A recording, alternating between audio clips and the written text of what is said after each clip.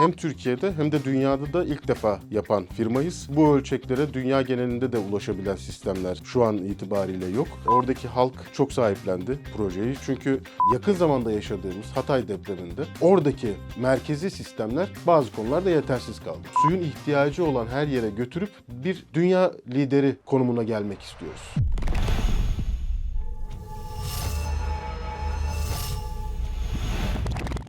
Muhammed Çoplan ben. Yüksek makine mühendisiyim. Aydın doğumluyum. 2 çocuk babasıyım. Uzun dönem fosil yakıtlı enerji santrallerinde hem de bunların kullanıldığı gemi makine mühendisliği üzerine çalıştım. Sonrasında da enerji dönüşümü çok önemli bir konuydu. Bunu birçok yerden artık dünyanın yenilenebilir enerji kaynaklarıyla üretime dönecek projelerin üretilmesi gerektiğini biz de düşündük. Ben de Sabancı Üniversitesi'nde başladığım yüksek lisansın sonucunda enerji dönüşümüyle birlikte tanışmış oldum. Aynı zamanda yenilenebilir enerji kaynaklarını su dönüşümüne nasıl çevirebiliriz? Esas konumuz buydu. Blue Hybrid Solutions sonrasında saha uygulamalarını nasıl yapabiliriz gibi bir hayalle başladı. Bu sadece kağıt üzerinde çizdiğim, farklı arıtma sistemlerini kafamda tasarladığım ama en sonunda artık yenilenebilir enerji kaynaklı üretimlerin hem sürdürülebilirlikle ilgili konuların daha önemli olduğu ve bizim de bu konuda çevreci ve ekolojik bir çalışma yapmamızın gerektiğini düşündük ve ekip arkadaşlarımızla birlikte bir araya gelerek bunu en feasible, ekonomik olarak ve çevreci olarak nasıl yapabiliriz'i masaya yatırdık ve sonucunda da böyle bir girişim ortaya çıktı.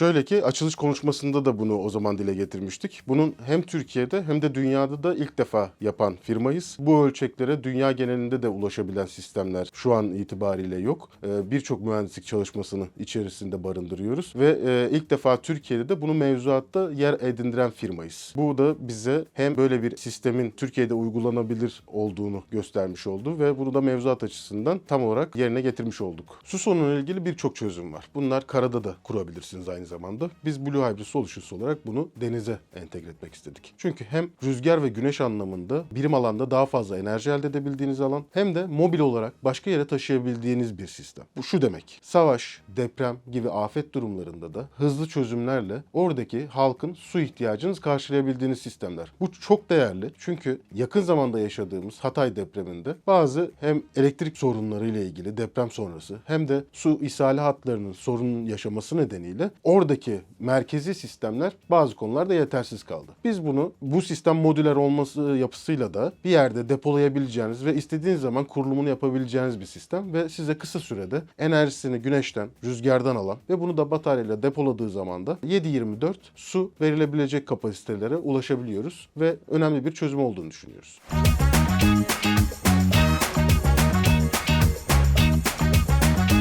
Türkiye artık su kriziyle yüzleşen bir ülke. Biz de bu konuyu özellikle Bodrum'da su sorununun olması nedeniyle Bodrum'da pilot tesisimizi kurmaya karar verdik. Bodrum'daki pilot tesisinin kurulması kapasite olarak 20 tonluk bir kapasite. Aynı zamanda biz sahaya böyle bir sistemin kurulmasını sağlamış olduk. 20 ton kapasite insanlar için biraz küçük bir kapasite olarak gözükebilir. Fakat bizim hedeflerimiz arasında 15-20 bin kişinin suyunu sağlayan sistemleri kurmak. Şu anki mühendislik çalışmalarımızda bunlara da ulaşabiliyoruz. Ve hedefimiz Bodrum gibi kıyı bölgelerinde, adaların su sorunu çektiği yerlerde bu yardımcı su çözümlerini de sisteme entegre edip susuzluğa çare bulmak. Pilot tesisimizi artık sisteme geçirmek istedik ve bunun da önemli su sorunu çeken bir bölgede yapmak istedik. Bazı yerler vardı çalışmak istediğimiz. Bodrum Belediyesi de bu konuda önemli bir alandı bizim için ve orada yapmak istememizin nedeni de hem susuzluğun önemli bir konu olması hem de çevreci olarak Bodrum'un yapısı itibariyle çevreci bir sistemi de Bodrum Belediyesi ile birlikte kazandırmış olmak ülkemize. Bodrum'daki pilot tesisimiz artık kağıt üzerinden bu sistemin gerçek hayata dönüştürülmesi için önemli bir lokasyondu ve bunun da hem oradaki ihtiyaç ve aynı zamanda da çevresel olarak kabul edilebileceğini düşündüğümüz bir alan olduğundan Bodrum Belediyesi ile çalışmayı kendilerinin de bize yardımlarıyla tercih ettik. Dolayısıyla da bu sistem artık kağıt üzerinden faal bir hale gelmiş oldu ve sahada da kendini kanıtlamış bir proje olarak Bodrum'da yer aldı. Bodrum'da aslında çok çok güzel şeyler oldu bizim bu projemizden sonra. Oradaki halk çok sahiplendi projeyi. Çünkü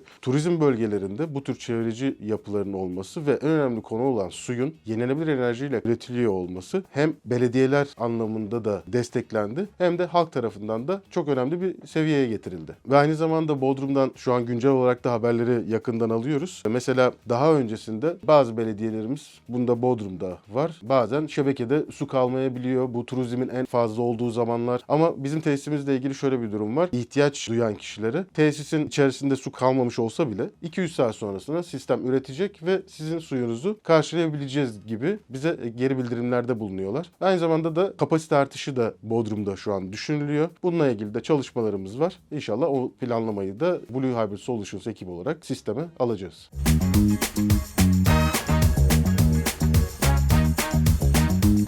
Geleneksel sistemler aslında bizim rakibimiz değil burada. Geleneksel sistemler zamanında çok önemli projelere imza attı ve oradaki su ihtiyaçlarına cevap verdiler. Ama artık teknoloji dağıtık ve otonom sistemler üzerine daha çok evrilmiş durumda. Yani uzaktan kontrolü olan, herhangi bir kişinin üzerinde çalışmasını devamlı bir fiil gerektirmeyen ama üretimini devam ettiren sistemler. Biz burada özellikle ölçeklenebilir yapılarımızla bunu hem enerji bağımsız olması hem de otonom olması sayesinde bunu çok daha ucuza üretebildiğimizi gördük. Rakamlarla konuşmamız gerekirse geleneksel sistemlerin ürettiği suları biz 1/3 fiyatını üretiyoruz. Bu önemli bir başarı. Ve bunu da hem mühendislik açısından hem de saha verilerimiz bunu gösterdi ki bu sistem birçok yerde mühendislik açısından yer alabilir ve kıyı bölgelerde suyun ihtiyacı olan yerlerde su çözümleri üretebilir. Örnek verecek olursak son zamanlarda merkezi arıtma sistemlerine karşı savaş durumlarında bir tehdit var. Yani bu tehdit bizim sistemlerde olamaz mı? Olabilir. Ama biz bu riski dağıtmış oluyoruz. Yani tek bir yerde büyük tesisler yapılmasındansa bunu belli yerlere enerji bağımsız dediğimiz gibi konumlandırarak o merkezi sistemlerin üretebileceği kapasitelere dağıtık sistemlerle ulaşmak istiyoruz. Bunların içinde bir tehdit olacağını düşünmüyoruz. Çünkü yapılacak herhangi bir tehdit modüler yapılar olması sayesinde çok daha hızlı kurulumla tekrar aynı yerine yerleştirilebilir. Bu da bizim getirdiğimiz diğer faydalı işlerden birisi.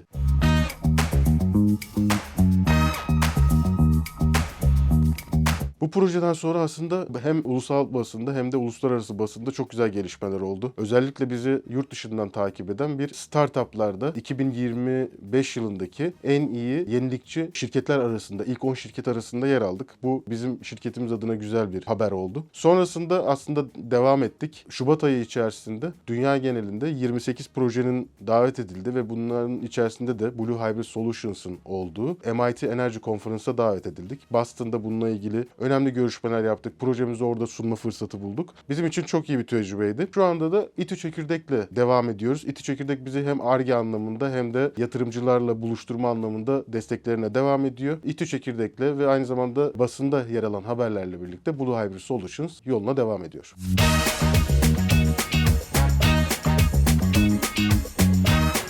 Neden kitle fonlama yatırımcıları bize yatırım yapmalı? Bence en önemli konu burada şu iki kelime. Sürdürülebilirlik ve yenilikçi bir teknoloji olmamız. Bizim hedeflerimiz gerçekten çok büyük. Özellikle kısa vadede yatırımcılarımıza bu projeye destek vererek hem yatırımlarında bir kazanç sağlamak hem de ülkemize bir değer katmak amacındayız. Şu anda FonVenture kitle fonlama platformunda yatırım turundayız. Ön talep sürecimizi tamamladık. Kampanya başladı. Bununla ilgili de ön talep sürecinde %40 civarında bir talep hızlı bir şekilde oluştu. Şimdi kampanya süreçleri devam ediyor. Şirketimiz için de hem markanın güven oluşturması hem de projelerimize daha çok destek verecek yatırımcıları bünyemize katmaya devam ediyoruz. Bugün bakıyoruz birçok alanda yatırımcılarımız desteklerini girişim firmalarına vermek istiyorlar. Biz neden farklıyız? Su çok önemli bir konu. Şu an barajlarımız dolu. Güncel konularımız bunlar ama biraz anlık yaşamaktansa biraz daha geleceğe dönük konuları konuşmamız lazım. Su bugün iyi olabilir ama bundan 3-5 yıl sonrasında daha kötü durumda olabiliriz. Bu yatırımları da şimdiden öngörüp yenilenebilir kaynaklarla su üretebilen sistemler hem daha ekonomik olması nedeniyle daha çok talep oluşturacak ve aynı zamanda da burada büyük bir pazarın oluşacağını düşünüyoruz. Bu pazarın da ortakları olacaklar kendileri. Ve bundan 5 yıl sonrasında şirketimiz çok daha farklı bir konuma gelecek ve yatırımcılarımıza da biz kazandıkça onlara da bir kazanma fırsatı yaratmak istiyoruz. Her girişim firmasından özellikle kitle fonlama sürecinde en çok karşılaştığımız ne zaman kar payı dağıtılacak, ne zaman bizler kazanmaya başlayacağız başlayacağız. Bu konu aslında biz 2 yıllık bir şirketiz ve hala projelerimizi gerçekleştirmek için uğraşıyoruz. Kitle fonlama sürecine çıktığımız ilk zamanlarda tabii ki de projeksiyonlarımız bizim gösteriyor ki yaklaşık 3-5 sene içerisinde yapılacak projelerle birlikte özellikle 2029-2030 yılıyla birlikte şu anki yatırımlarını 10 kat daha fazla arttırma imkanı sunuyoruz. Ve yakın bir zamanda da özellikle 2027-2028 sonu itibariyle de onların da yatırımlarının karşılığını alabilecek temettü dağıtmak. İnşallah biz de bu seviyelere çıkmak istiyoruz. Şöyle bir fırsatı da vermek istiyoruz yatırımcılarımıza. Özellikle yenilenebilir enerji kaynakları bundan 10 yıl öncesinde güneş panelleriyle bir enerji furyası başladı. Bunlara yatırım yapılması ve insanlar buradan çok önemli kazançlar sağladı. Şimdi aynı sistem yenilenebilir enerji kaynaklı su üretim tesisleri. Bunlar da şimdi geleceğin en önemli konuları ve burada da hem yenilenebilir kaynakların uzun ömürlü minimum 20 yıl çalışması nedeniyle size bizim sistemlerimizden bahsedecek olursam 4 ila 5 yıl içerisindeki amortisman süresini ortadan kaldırdıktan sonra geri kalan zamanda size bedava hem enerji hem de su kullanım hakkını sağlamış oluyor. Dolayısıyla bu 4 ila 5 yıl içerisindeki amortisman süresini geçirdikten sonra size yenilenebilir enerji kaynaklarının yaklaşık 15-20 yıllık süre içerisinde bedava kullanım hakkı sağlayan bir sistem üretmiş oluyoruz.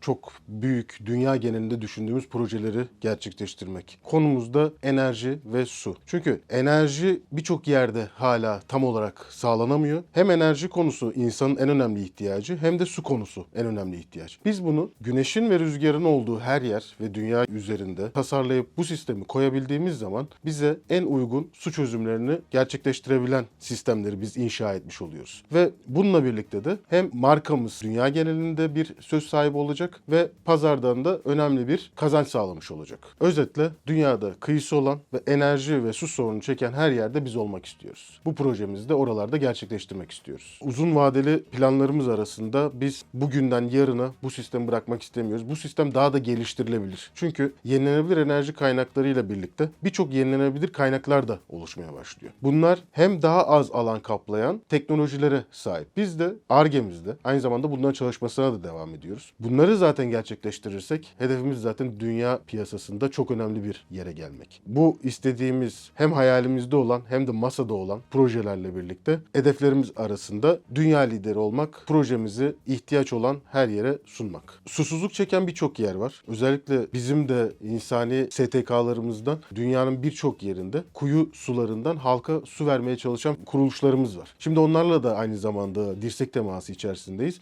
Çünkü bunların kıyıya bölge olan yerleri de var. Kuyudan su çıkarmak da önemli bir konu. Aynı zamanda deniz tarafında da bu sistemi çalıştırıp yine kullanıma sunmak da önemli bir konu. Biz de bu firmalarla dirsek temasımızı devam ettiriyoruz ve çevreci bir proje üreten bir şirket olmak istiyoruz. Biz bu projeyi sadece ticari gözle bakmıyoruz. Aynı zamanda sosyal sorumluluk projesi olarak bakıyoruz. O yüzden hedeflerimiz arasında exit olmak değil, suyun ihtiyacı olan her yere götürüp bir dünya lideri konumuna gelmek istiyoruz.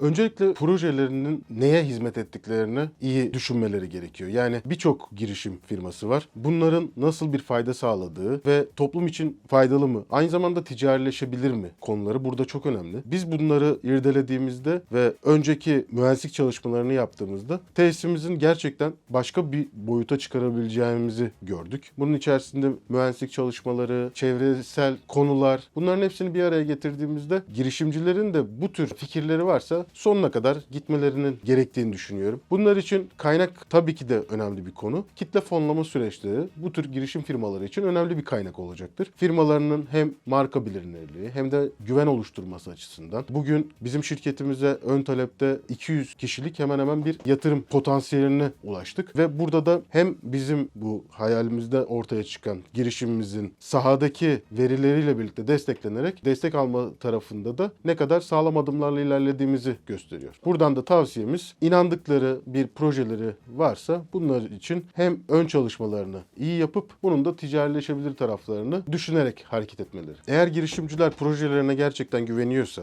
ve bununla ilgili de iyi bir feedback alıyorlarsa bunun peşinden gitmeleri, bizim kendimizin de yaptığı gibi Blue Hybrid Solutions olarak peşinden gitmeleri ve bunu gerçekleştirebilecek tüm kanalları aktif hale getirmeleri bizim en önemli tavsiyemiz olur. Umarım buradan herkesin girişimleri başarıyla sonuçlanır. Tarihin tozlu sayfalarında başarısız girişimler de var. Buralardan çıkarılması gereken dersler de var. Bunları da aynı zamanda irdeleyerek umarım kendileri de başarılı olurlar.